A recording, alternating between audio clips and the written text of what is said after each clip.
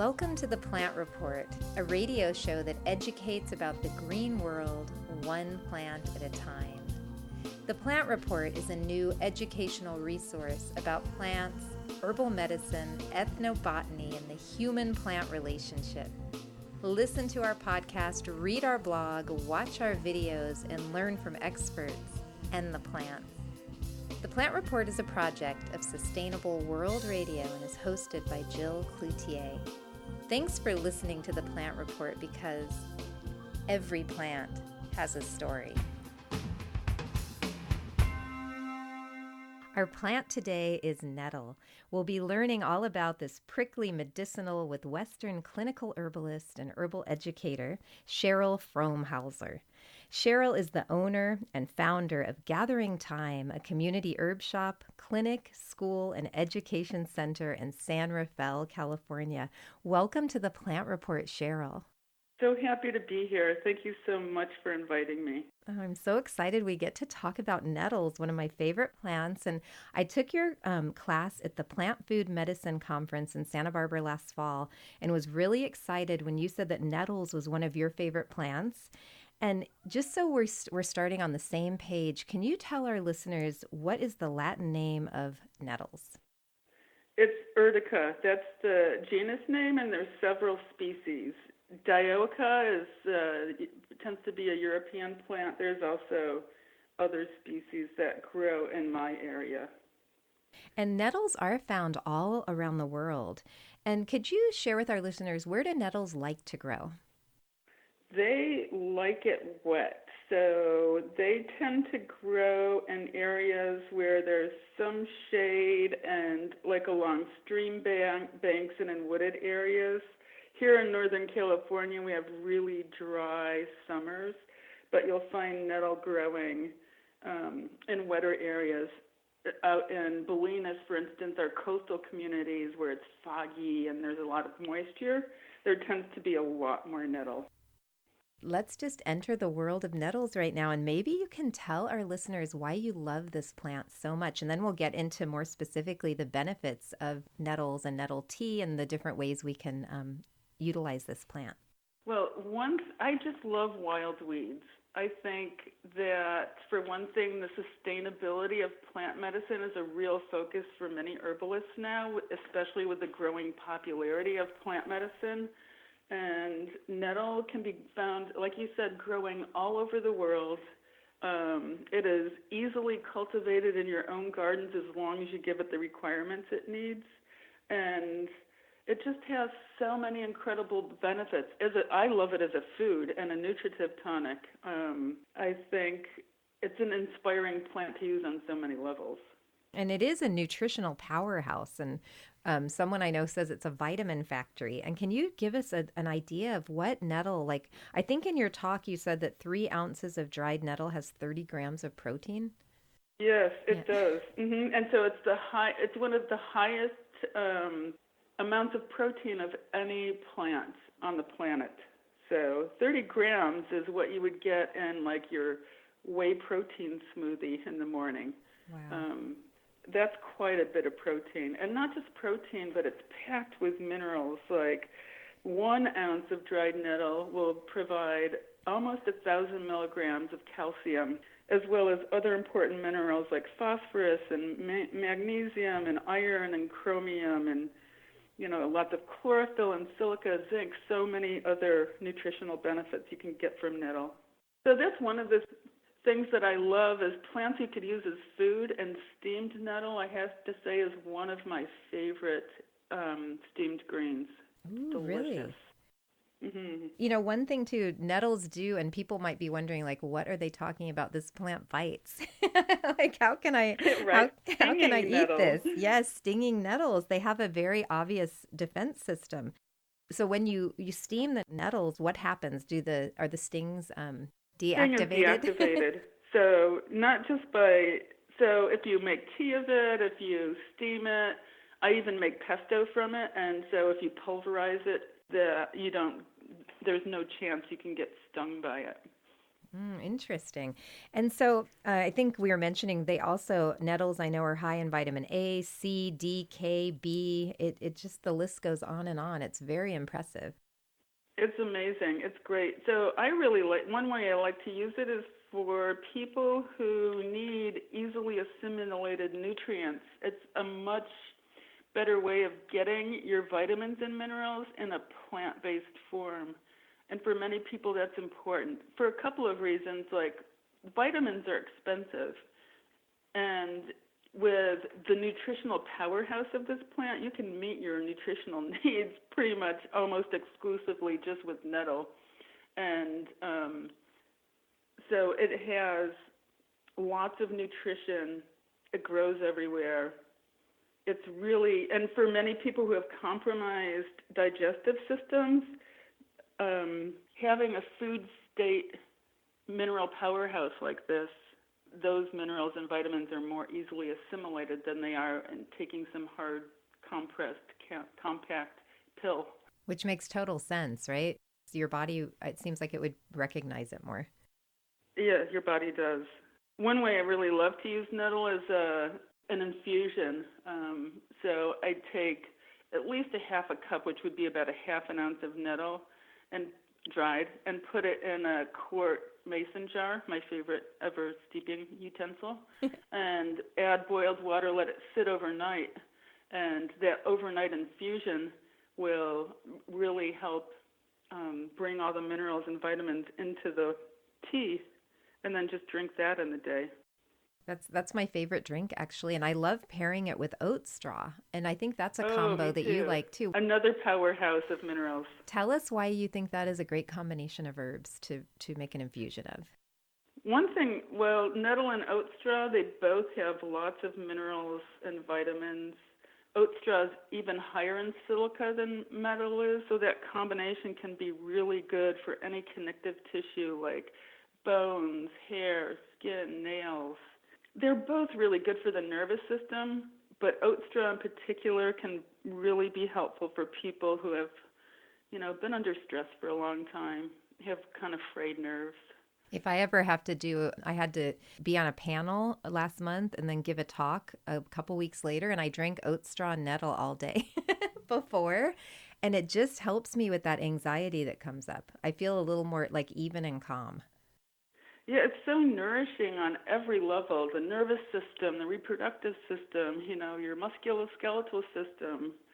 As herbalists, we say, if you have a really difficult client that you don't know where to start with nettle. Oh, interesting. Wow. And are there any drawbacks to drinking quarts of nettle tea? Yes, it's kind of drying, and it also is somewhat diuretic. For some people, nettle can be too drying. Mm-hmm. So in those cases, I sometimes modify it by adding other herbs that can be more moistening. Maybe a little bit of licorice if that's not contraindicated, or marshmallow.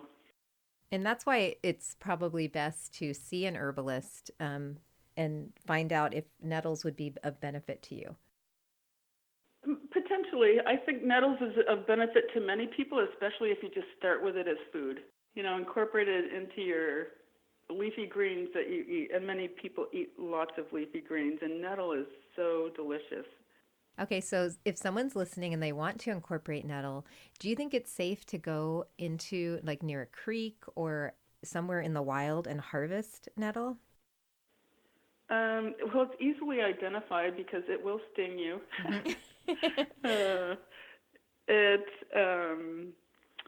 I would say there's some precautions you need to take. You want to make sure that wherever you harvest anything is a very pristine environment where there isn't chemical runoff from pesticides or, farm agribusiness. So I really like to make sure wherever I harvest nettle, first of all, I always ask permission from the plant before I harvest, which some people might find a little woo-woo, but I think it's really important that we have this personal connection with our food, our medicine, and that we make sure that we are harvesting sustainably in pristine areas. That makes sense because I know plants will uptake certain types of pollution and Yes. chemicals and pesticides. Yes. And so, say you're there with your nettle plant, you've asked permission. How would you harvest nettle? I've heard that it's best to harvest only the top 3 to 4 inches of the plant, the newer leaves, because the older leaves can have it's unpalatable and also might have particles on them that aren't beneficial for your kidneys. Have you heard that? I don't know about the particles on them that are beneficial for your kidneys, because actually nettle is a kidney tonic, especially the seed. But I do think I do only harvest the tops, like you said, the top 3 or 4 inches of nettle.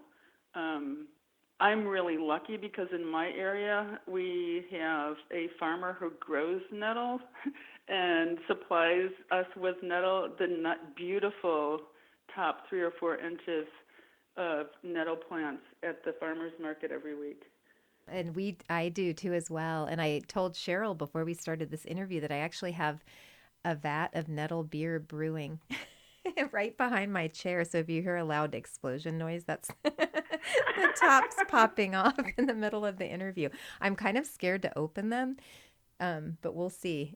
If they turn out, I'll put a recipe for them on the show description. Oh, that would be awesome. But we have a farmer in town. I have, and I was telling you that I have a nettle vinegar brewing at the moment, which is a really easy and nice way to extract minerals from plants, is to steep them in vinegar, apple cider vinegar, as opposed to water. Tell us why that is. Vinegar is a really good medium for extracting minerals from plants. So it's even better than water and much better than alcohol. So you lose the mineral content of nettle if you make a tincture, for instance.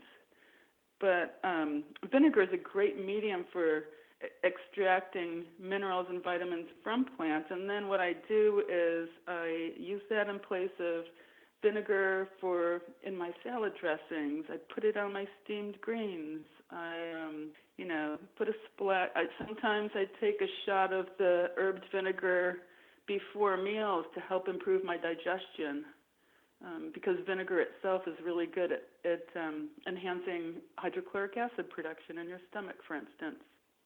So there's a lot of different ways you could use it. How does it taste? Sometimes it tastes. I like the taste. You get some of the, minerals in general tend to taste. Nettle is a little bitter and salty. The salty flavor of plants tells you that it's high in minerals. And it's a little grassy, maybe. That's what my friend, I had her taste my Nettle Infusion because I've been drinking that for years. Your same recipe too. I add quite a lot of nettle, and she just took a sip and said it tastes like a field, which it does. It does, right? Yeah. Mm-hmm. It's very green. So the nettle vinegar, what's the recipe for that? Well, if you're using fresh nettle, I would just fill a jar, like a glass mason jar is what I use typically, with nettle, pack it down a little bit, and just top it off with apple cider vinegar. You want to make sure the vinegar remains on top of the surface of the plants so that there's no plant material sticking through the top that could potentially mold or go bad. Sometimes I use a rock to weigh it all down. Or if you're a fermenter, you could use a fermenting disc to weigh it down, like you're fermenting vegetables. And then leave it for a week or two, strain it out, and voila, there you are. Ah, that's great. I want to try that. We have, as I said earlier, we have a farmer that sells nettles too. So that would be a really great way to utilize it. It is a great way. And do you know if someone's going to collect nettle from the wild, when is a good time to collect it? Now is spring here in California. Now is a great time to collect it. So you want those fresh tops. Like you said, the older leaves they're just not as succulent and full of life and energy as the tops of nettles. So now's a really good time. And if you just keep harvesting the tops off, new growth will appear, and you'll be able to do that again and again throughout the season. And have you ever harvested nettles from the wild? I have. And do you wear gloves? It's very stingy, so I tend to use gloves. Do you know what makes nettles sting? Is it formic acid? Yeah, it's formic acid. The sting, actually, so urtica, nettle's Latin name, actually means sting. And if you get stung by nettle in the wild, you can look for a couple other plants to rub on your skin to help relieve the sting, like yellow dock or plantain is used here. In the old days, still in some cultures, but Native Americans and the Romans also practiced urtication, which was being flogged with nettle as a way to reduce arthritic pain. So it's really good for painful joints, painful swollen joints. And that what happens is with urtication that there's a lot of blood that flows to the area. We call this a counter-irritant. The action is a counter-irritant, which reduces pain and inflammation by bringing like nutrient-rich blood to the area to break up stagnation and help move stagnation and metabolic waste. Interesting. Yeah, it's almost like I've heard of bee sting therapy, so similar, but you're not having to kill bees. Yeah, it is similar to that, yes. And then I have seen online and also read in some of my herb books that some herbalists say they don't even have to wear gloves when they harvest nettle, which doesn't seem very fun. Actually, whenever I tend to actually like the sting, and if you harvest from the top of the leaves, you can avoid getting stung. You still get stung a little bit, I think. I mean, you have to be pretty good at that not to get stung at all. But I don't actually mind being stung by nettle. I'll have to be brave and try it because there's some growing by the creek, and I just end up buying it at the farmer's market, but I should harvest some. You can also use nettle. One way that I'm really excited about is a natural dye. Have you ever experimented with that? I have not, no. But, nettle used to be used to make fabric, apparently it can be used as an alternative to flax. Yeah, I read about nettle linen, and it said that it's 50 times stronger. In a few articles I read, it's stronger than cotton. And someone claimed 50 times stronger and very soft.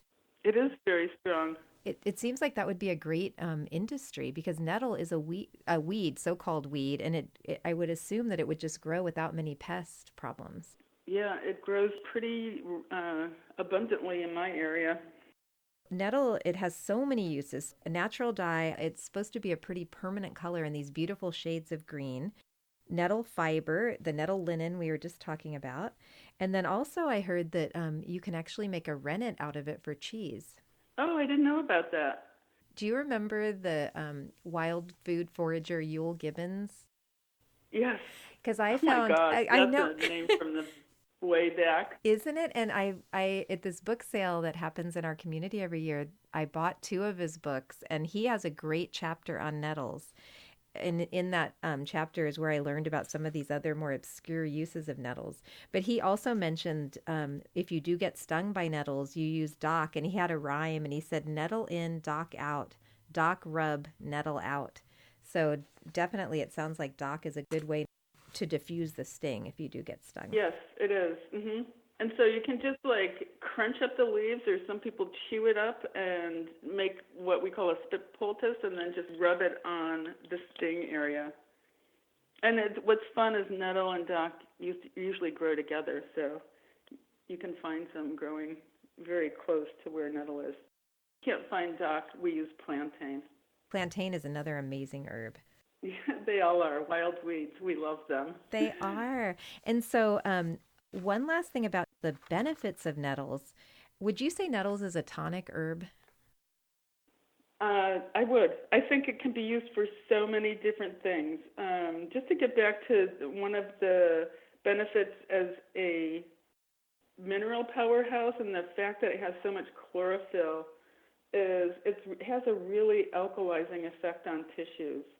So that can be really helpful for people who have the standard American diet, our SAD diet, which is really acidifying, who drink coffee and alcohol and maybe lots of, McDonald's hamburgers. Nettle helps to alkalize, and it assists the kidneys in eliminating excess uric acid waste. So it can be really helpful for people who maybe have that uric acid waste buildup, which causes gout and some forms of arthritis, or for people who are prone to kidney stones. It's also amazing. It's a really good plant for skin problems. It's a specific for childhood eczema. And can also be used for acne and psoriasis. We consider it the common term used now is alterative, and in the Wayback Machine, it would be called a blood cleanser. So it really helps your body eliminate metabolic waste. And one thing we as herbalists see is that when you have skin problems, it's usually an outward expression of some internal environment gone haywire. And so using nettle to help eliminate metabolic waste and can really help with skin issues. That's helpful to know. It also really helps aids the adrenal glands and helps reduce fatigue and exhaustion, especially the seed. So you can use the seed as well as the leaves.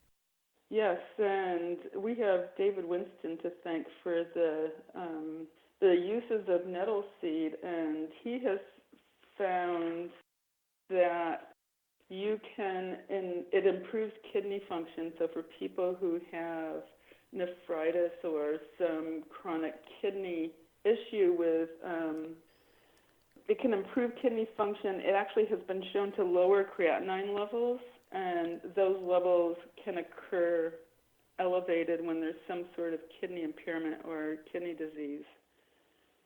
Wow, nettles. I mean, it's the list. I have a list in front of me, and it just goes on how it can help. Yeah, and then there's the root too, right? The root, which is so beneficial for reducing prostatic enlargement and swelling, so prostatic hypertrophy.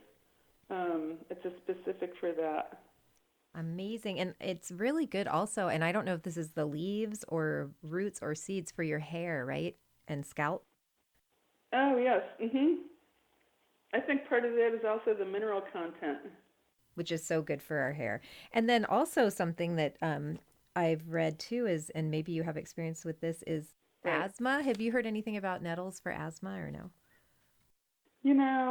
I have not specifically for asthma, but I use it for seasonal allergies a lot. It's one of my go-tos in a formula for people who have hay fever. It actually reduces the typical hay fever symptoms of rhinitis, itchy, watery eyes, and runny nose, coughing and swelling. So I imagine, that's a real inflammatory response, and I assume it could potentially be beneficial for certain types of asthma because of the same issue. That's when I first used nettle, was probably 20 years ago, because I had allergies. I'd get sinus things going on, and someone told me, try nettle tea. So I tried it, and it really helped. And if you start before the season begins, it can be even more beneficial. Many people wait until they're in misery. And then, but what we found is if you start a month before hay fever season, whatever you're allergic to, and then continue throughout the season, that your symptoms will be much reduced. Who knew all these great uses of nettles? Also nettles are a wonderful soil amendment. And I don't know if you've ever tried that, where you brew kind of a batch of nettle tea, and then you can add it to your compost or brew it into a plant food. Oh, yes. So, yes, compost tea. And, part of that, again, is the powerhouse of nutrients it contains. Because when we made the beer, I took all the stalks and the lower leaves and then added it to a 5-gallon bucket and I'm soaking it outside, do you think the sting will still be in there once it's No, decomposed? I think it'll probably be deactivated. Okay. When you infuse it, when you pulverize it, when you cook it. Another thing, too, for people who have chickens or livestock, I know that nettle is a great farmyard fodder and a food supplement for animals. It's used for everything. I know. I swear. What is your favorite form to use nettles in? Is it dried or fresh? Well, personally, I love it.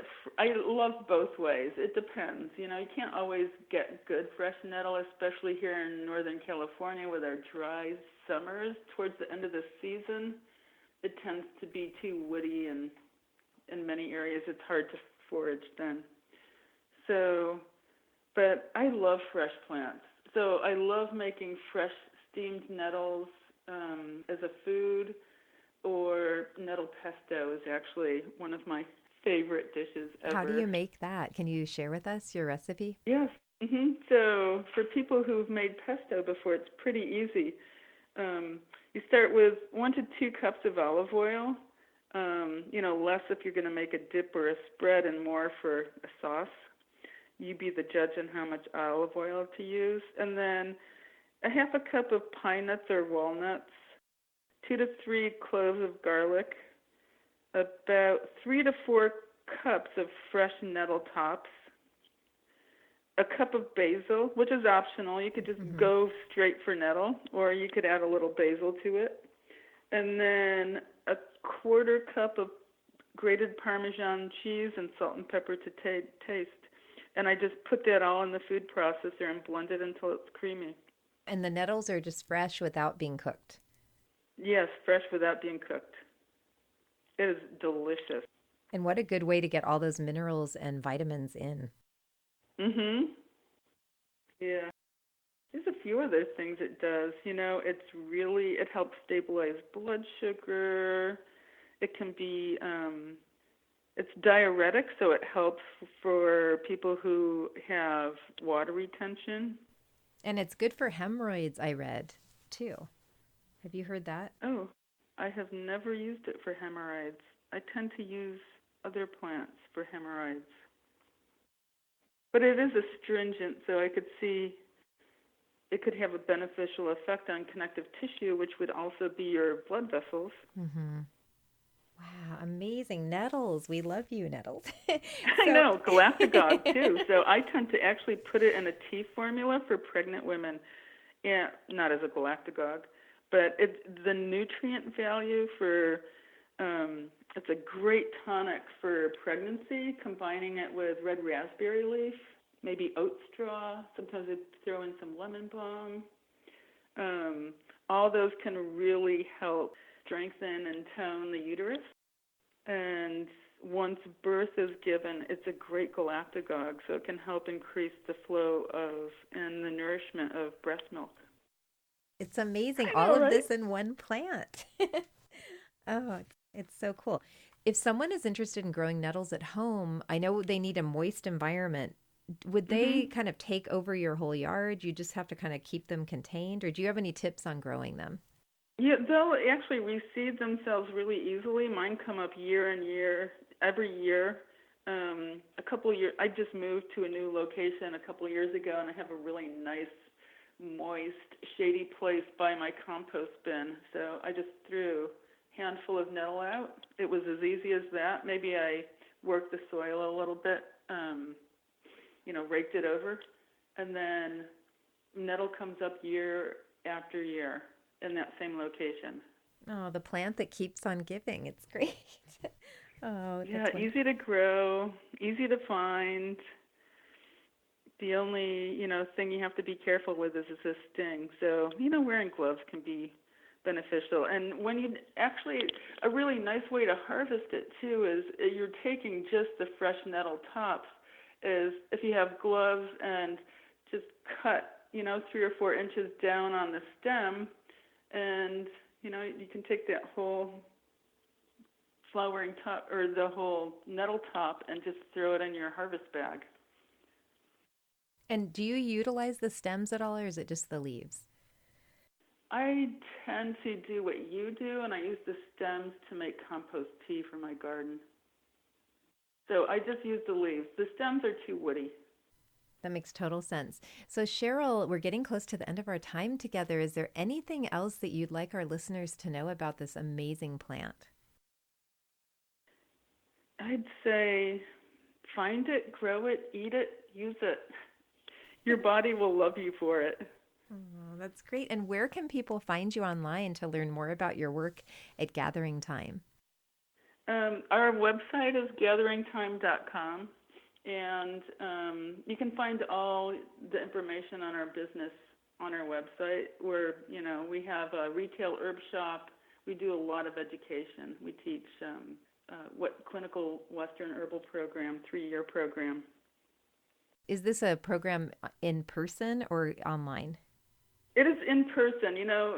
I really think it's important to have that connection with your teacher and other students. And one of the most beautiful things about herb school is the bonds you make with plant people. They're lifelong friendships. And we have very small groups of students. We only take 13 people. That's great. So, Cheryl, when you say Gathering Thyme, it's gathering, THYME.com. Yes. Okay, that's great to know. And Cheryl, just personally, you actually have been an herbalist, I think, for many years, but before that, you were in the corporate world. And I'm just curious what made you change careers? Oh, corporate world. What made me change careers? I couldn't wait to change careers. I was making very good money in tech. I was a senior software tester for a big tech company here in Northern California. And I'd been studying Western herbalism for a long time. The opportunity really came up when I met one of my students who was also in the world of tech, who said, I'm getting out and I'm going to start a business. And he started talking about his vision, and I thought, wow, I want to do that. So we got together. I asked him if he wanted a business partner, and he was the impetus for me. I really couldn't do it on my own. It is a daunting task, opening your own business, especially our concept of not just a retail shop, but a community hub, an education center, and an integrative clinic. It takes a lot of work to do that. So he was the impetus to help me just get started, and I'm thankful for him. Thank you, John. Yeah. Oh, that's so great. And so it sounds like you just dove in and never looked back. Never looked back, never would either. This is my love, my passion. I love what I do now. It means something to me. I feel we offer some pretty unique benefits to our community. And our business model is, we live in an area that's very diverse, from very low income to very wealthy. And we have the ability to help everyone with their health care needs through our shop. And I love that. And that's Gathering Thyme in San Rafael. Mm-hmm. Yeah, it sounds like a community hub for plant people. It is. Well, thank you so much for joining us today to talk about nettles. Oh, thank you so much for inviting me. Thanks for listening to The Plant Report. The Plant Report is produced by Jill Cloutier and is a project of Sustainable World Radio. For more podcasts about plants, permaculture, and ecology, visit our website, sustainableworldradio.com, and you can also find us on iTunes, Facebook, and Twitter. The Plant Report is created for educational purposes only and is not intended to diagnose, treat, cure, or prevent any health condition. Thanks for listening, and don't forget to thank the plants for everything they do.